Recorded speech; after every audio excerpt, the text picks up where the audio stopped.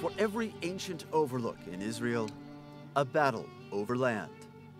Almost every adult, a soldier, past or present. For all the cars that need gasoline, tanks that demand diesel. Energy here is something that we have to fight for, energy independence. Uzi Landau learned the value of energy, serving in several Israeli governments. We have been promised that this is not only the Holy Land and the Promised Land, but this is a land of milk and honey. But I'm the minister responsible for water and for oil. We have no water, we have no oil. And yet, an international metropolis like Tel Aviv still runs 24/7, gobbling down energy, almost all of it coming from somewhere else. The Egyptian pipeline carries almost half of Israel's natural gas. Almost all of its coal comes from places like Australia and South Africa. And close to 100% of Israel's oil is imported. Of course, you also need electricity. You can see the colors are presenting which feeder fits this ITS. Kobi Yahav took me behind the scenes at Israel Electric into one of its transmission nerve centers. The corporation powers about 2.5 million Israeli homes, all of them living under a constant threat from Middle East neighbors that can't abide Israel's very existence. We are used to this situation. It's not new for us. We know that we have to build a system that is very resilient to attacks, cyber attacks, and all other kinds of attacks. In the U.S., if we have really high demand for power during a heat wave or, say, something goes wrong, like a blackout, well, we can always pull power from Canada. Israel is no bigger than New Jersey. It has just the one grid system. Problem is, Israel has no other country connected to its grid. We are not like the US or Europe, whereby you can take energy from other countries when you have shortage. So basically we rely on our own generation. I think it's affecting the grid reliability in the transmission level because we don't have any interconnections between us and other countries. So does that mean no backup? No backup for generation. But now more and more of Israel's generation is coming from its own resources.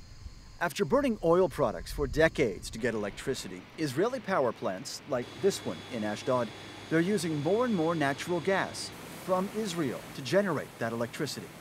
Deep in the Mediterranean Sea, Israel has discovered huge natural gas reserves, the Leviathan field, the only significant fossil fuel in the entire country. Some of these fields have been in development for a decade now, but the most recent discovery, made just last year, it may be the biggest field yet. A major objective is to, as quickly as we can, develop those natural gas fields and connect them to the state gas pipeline. Within 2 decades, Israel should have enough to eliminate the need for Egyptian supplies, to ease Israeli reliance on another country for energy. Israel also has another domestic energy resource, even more ancient than fossil fuels: the sun, ever abundant in Israel's desert.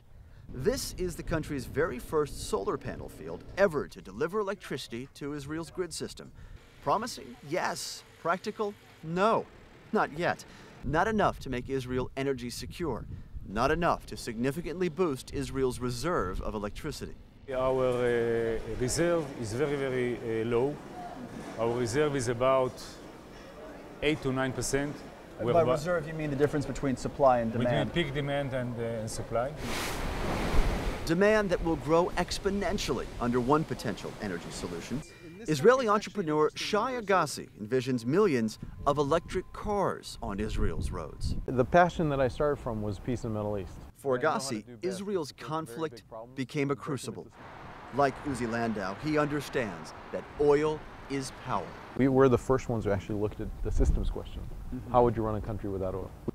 And that's a question the U.S. is asking as well. The company Better Place is Agassi's answer. His effort to get Israel's cars off of foreign oil and on to electricity. It's all automated. And this is the key to Agassi's objective, a system of charging stations. Not just re-energizing electric car batteries, but actually trading them out for you when you're running out of juice. You see the full batteries waiting, and the empty place for the battery comes underneath the car. And you'll see it coming up to the bottom of the battery. So instead of plugging in and charging overnight, you drive into a station, your electric car gets a full, fresh battery, and off you go. What will the turnaround time be for this? In Tokyo, we did it in 59 seconds, 59.1 seconds. Going to gas less than a minute. Less than a minute. But if Better Place gets its battery stations all over Israel, the effect on imported oil could be enormous. If they are successful, then obviously this is going to pick up elsewhere in the world as one of the possible answers to the dependence on oil.